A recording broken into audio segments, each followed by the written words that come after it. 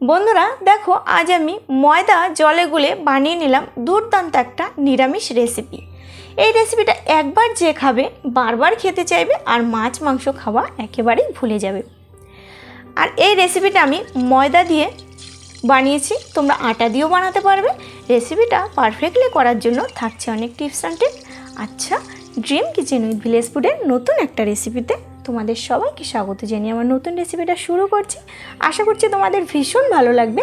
আর এত দুর্দান্ত রেসিপি ভালো না লেগে তো একেবারেই পারবে না। আচ্ছা, এই ইউনিক রেসিপিটা বানানোর জন্য, তো ইউনিক বলাটা ভুল, এই রেসিপিটা কিন্তু অনেক পুরনো দিনের রান্না। ইসকনে এই রেসিপিটা রান্না করা হয়। তো প্রথমে দেখো নিয়েছি আমি 1 প্যাকেট ময়দা। তো ময়দাটাকে আমি খুব ভালোভাবে দেখো চটকে চটকে মেখে নিচ্ছি। এখানে 1 কিলো ময়দা আছে। তো চটকে চটকে দেখো অল্প অল্প জল দিয়ে মাখছি, খুব বেশি যেন পাতলা না হয়ে যায়। আমরা যেমন রুটি বানাই তেমন করে ময়দাটাকে মাখবো। আর এতটাই দুর্দান্ত রেসিপি যে বন্ধুরা মাছ মাংস খাওয়া একেবারেই ভুলে যাবে রেসিপিটা যদি একবার খাও।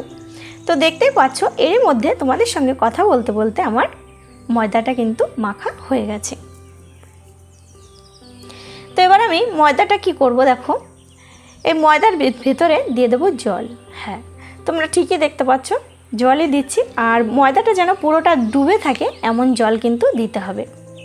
তো দেখতেই পাচ্ছ ময়দাটা যেন ডুবে যায় সেই পরিমাণে জল দিয়ে আমি ময়দাটাকে একটা ঢাকনা দিয়ে চাপা দিয়ে রেখে দেবো 1 ঘন্টার জন্য। তোমাদের কাছে হাতে যদি সময় না থাকে আধ ঘন্টা টাইমও চাপা দিয়ে রাখতে পারো, এতেও হয়ে যাবে।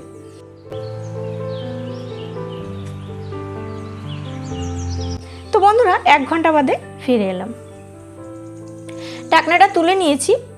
আর এবার ময়দাটার ভেতর দিয়ে আমি কিছুটা জল তুলে নেব, কারণ এখানে অনেকটাই জল রয়েছে, হাত দিলে জলটা পড়ে যাবে, যার জন্য আমি কিছুটা জল এখান দিয়ে তুলে নিচ্ছি। একবার অন্তত রেসিপিটা বানাও, তাহলেই বুঝতে পারবে খেতে কতটা দুর্দান্ত। একটু সময় বেশি লাগে, তবে ধৈর্য ধরে কাজটা করবে। আর যাকেই রেসিপিটা খাওয়াবে সে দেখবে তোমার প্রশংসা করতে বাধ্য হবে। তো এবার আমি কি করব, ময়দাটাকে চটকাবো। হ্যাঁ বন্ধুরা, ঠিকই শুনেছ, ময়দাটা জলের মধ্যে চটকাবো। তো চটকালে তোমরা ভয় পাওয়ার কোনো কারণ নেই এখানে, কারণ এখানে কিন্তু অনেকটা পরিমাণে ময়দা ফেলানো যাবে, সেটা তোমরা দেখতেই পাচ্ছ জলের সঙ্গে গুলে যাবে। আর এই রেসিপিটা কিন্তু এইভাবেই বানানো হয়। তো কিছুটা ময়দা এখানে ফেলতে হবে আমাদের, কিছু করার নেই, রেসিপিটা কিন্তু এইভাবেই বানাতে হবে। খুব ভালোভাবে চটকাতে থাকবো, তো একেবারেই কিন্তু ময়দাটা ধুয়ে যাবে না, সেটা তোমরা দেখতেই পাবে, যার জন্য আমি 1 ঘন্টা জলে ভিজিয়ে রেখেছিলাম। খুব ভালোভাবে চটকাচ্ছি দেখো। আর জলটা কিন্তু একদম দুধের মতো সাদা হয়ে গেছে। তো 2-3 মিনিট চটকানোর পরে এবার ময়দাটাকে আমি তুলে নিচ্ছি জল থেকে ছেঁকে। আর দেখতেই পাচ্ছ জলটা কিন্তু একদম দুধের মতো ঘন হয়ে গেছে। এই জলটাকে এবার আমি ফেলে দেব। তো এই ময়দাটা তোমরা ফেলে দিও না, বাড়ির কাছে যদি গরু কিংবা ছাগল থাকে তাদের খেতে দিয়ে দিও, এটা তারা খেয়ে নেবে। তো এবার আমি কি করব, আবার ময়দাটাকে গামলার মধ্যে নিয়ে নেব। এবার আবার আমি জল দেব। এভাবে জল দিয়ে দিয়ে আমি ময়দাটাকে খুব ভালোভাবে ধুতে থাকবো, যতক্ষণ পর্যন্ত সাদা জলটা না বেরোবে ততক্ষণ পর্যন্ত কিন্তু আমি এভাবে ময়দাটাকে ধুতে থাকবো।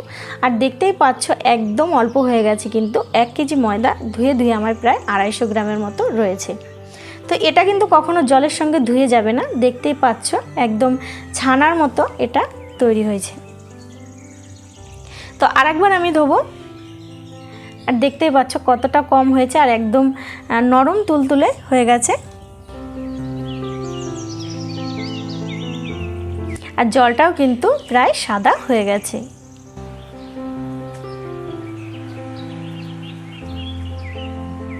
এবার জল চেপে চেপে তুলে আমি একটা পাত্রের মধ্যে রেখে দিলাম, একদম থকথকে ছানার মতো তৈরি হয়েছে। তো চলো এবার আমি কি করব, এখান দিয়ে ছোট ছোট লেচি কাটবো। যেমন আমরা ফুচকা বানাই সেরকম ফুচকার মতো ছোট ছোট লেচি কেটে নেব। তবে এগুলো বেলতে হবে না, এইভাবে গোল গোল পাকিয়ে রাখলেই হয়ে যাবে।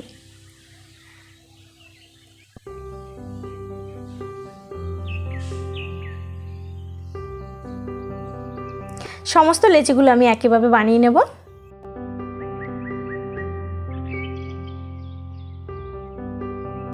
আর বন্ধুরা, সমস্ত লেচিগুলো কিন্তু আমার বানানো হয়ে গেছে। প্রত্যেকটা কিন্তু ফাঁকা ফাঁকা করে রাখতে হবে, নাহলে কিন্তু একটার গায়ে একটা লেগে যাবে, সেটা খেয়াল রাখবে। এবার আমি দেখো উনুনটা ধরিয়ে কড়াইতে দিয়ে দিলাম সাদা তেল। তেলটা খুব ভালো করে গরম করে নিয়েছি। এবার তেলের মধ্যে একটা একটা করে বল ছেড়ে দেব। কিচ্ছু করতে হবে না, শুধু তেলটা গরম হলে তেলের মধ্যে ছেড়ে দিলেই হবে। আর বন্ধুরা, দেখতেই পাচ্ছ তেলের মধ্যে ছাড়ার কয়েক সেকেন্ডের মধ্যেই বলগুলো কিন্তু ফুলে একদম 3-4 ডবল হয়ে গেছে, মানে অনেকটাই বড় হয়ে যাচ্ছে।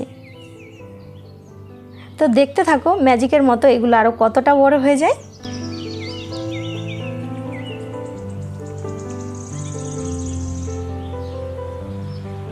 সত্যি কথা বলতে বন্ধুরা, এই রেসিপিটা আমি প্রথম বানিয়েছি, আর বানিয়ে রেসিপিটা খেলাম, এতটাই দুর্দান্ত খেতে যে রেসিপিটা খাওয়ার পরে মাছ মাংস খাওয়া সত্যি ভুলে যাওয়ার মতোই। আর এই রেসিপিটা খেতে কিছুটা সোয়াবিনের মতো, কিছুটা মাশরুমের মতো, আর মুরগির ছাল হয় তো সেরকমও কিছুটা খেতে, বেশ অন্যরকম একটা টেস্ট। তোমরা বানিয়ে খেয়ে দেখবে, খুব ভালো হয় খেতে। তো প্রথমে আমি খুব বেশি দেইনি, কারণ দেখলাম ট্রাই করে যে কতটা কি সুন্দরভাবে ভাজা হয়। তো দেখতেই পেলে তোমরা একদম ফুচকার মতো বলের মতো ফুলে উঠেছে। তো এবার আমি দ্বিতীয় ব্যাচ কড়াইয়ের মধ্যে দিয়ে দিলাম। খুব বেশি তেল দিইনি আমি, তার জন্য খুব বেশি কিন্তু একবারে ভাজতে পারছি না। তোমরা যদি বেশি তেল দাও, বেশি করে একবারে ভেজে নিতে পারবে। তেলের মধ্যে দেওয়ার কয়েক সেকেন্ডের মধ্যেই দেখবে ফোলা শুরু করবে।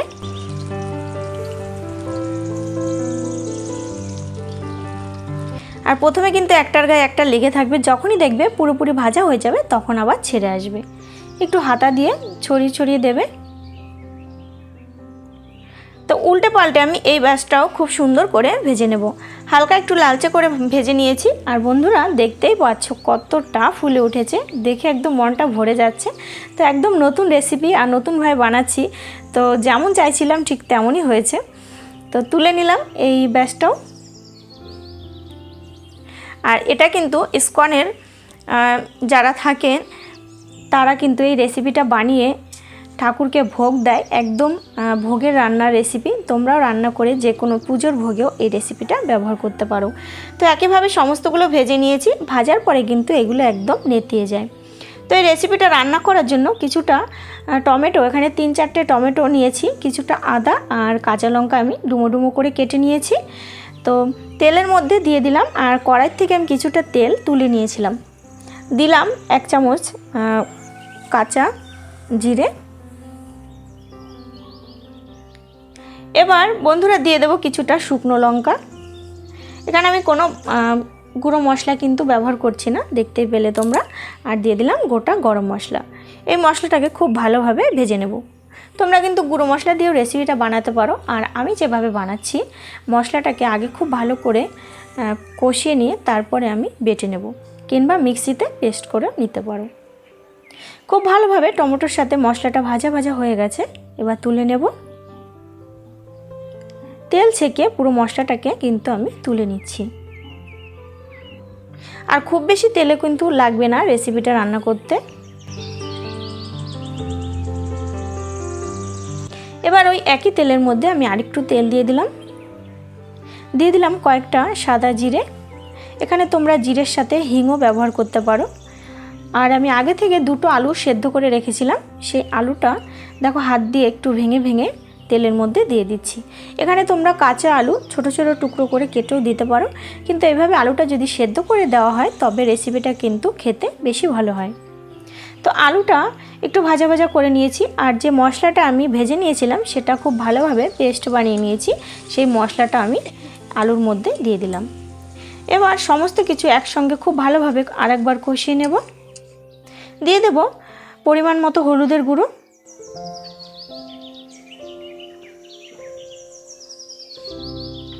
এবার খুব ভালোভাবে মিশিয়ে নেব। আর বন্ধুরা দেখো দিয়ে দিচ্ছি 1/2 চামচের মতো কাশ্মীরি লঙ্কার গুঁড়ো। এটা দিলে কি হবে, কালারটা খুব সুন্দর আসবে। তো এবার আরেকটু জল দিয়ে আরেকবার মশলাটাকে খুব ভালোভাবে কষিয়ে নেব। এইভাবে মশলাটা কিন্তু খুব ভালোভাবে কষিয়ে তারপর রেসিপিটা রান্না করতে হবে। তো এবার দিয়ে দেবো পরিমাণ মতো জল। তো খুব বেশি জল লাগবে না, রেসিপিটা কিন্তু কষা কষা হবে। আচ্ছা, এবার ঝোলটাকে আমি ঢাকনা চাপা দিয়ে ফুটিয়ে নেব। তো ঝোলটা বন্ধুরা ফুটে উঠেছে খুব সুন্দরভাবেই, আর আলুটা আগে থেকেই সেদ্ধ করা ছিল, তাই খুব বেশি সময় কিন্তু একেবারেই রান্না করতে লাগবে না। এবার ময়দার পুরো বলটা আমি ঝোলের মধ্যে দিয়ে দেব। তো পুরোনো দিনের রেসিপি বন্ধুরা, আমি প্রথম রান্না করলাম, আর এই রেসিপিটা খেতে কিন্তু দুর্দান্ত হয়েছিল। তোমরা একবার অন্তত বানিয়ে খেয়ে দেখো, তোমাদের বারবার করে বলছি, সত্যি অসাধারণ হয় খেতে। নিরামিষ দিনে বানিয়ে সবাইকে একদম চমকে দেওয়ার মতো রেসিপি।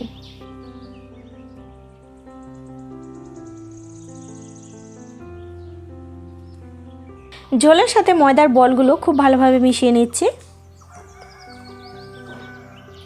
সবশেষে দিয়ে দিলাম আর একটু লবণ। তো লবণটা একটু চেক করে তারপরে দেবে। লবণটা দেওয়ার পরে খুব ভালোভাবে মিশিয়ে নিচ্ছি।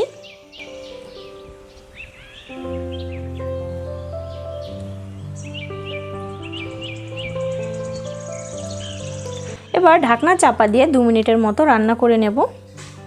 ঢাকনাটা তুলে নিলাম, আর সবশেষে দিয়ে দিচ্ছি একটু ধনেপাতা কুচি, আর হাফ চামচ গরম মশলার গুঁড়ো, আর 1 চামচ ঘি। তো ঘিটা তোমাদের দেখানো হয়নি, তোমরা যদি না খাও এটা স্কিপ করতে পারো। তো ঘিটা দিলে কি হবে, খুব সুন্দর একটা গন্ধ আসবে। এবার সমস্ত কিছু খুব ভালোভাবে মিশিয়ে নিচ্ছি।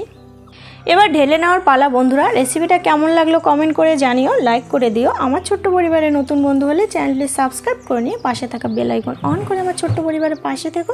অলরেডি যারা চ্যানেলটি সাবস্ক্রাইব করে নিয়েছো তোমাদের অসংখ্য ধন্যবাদ।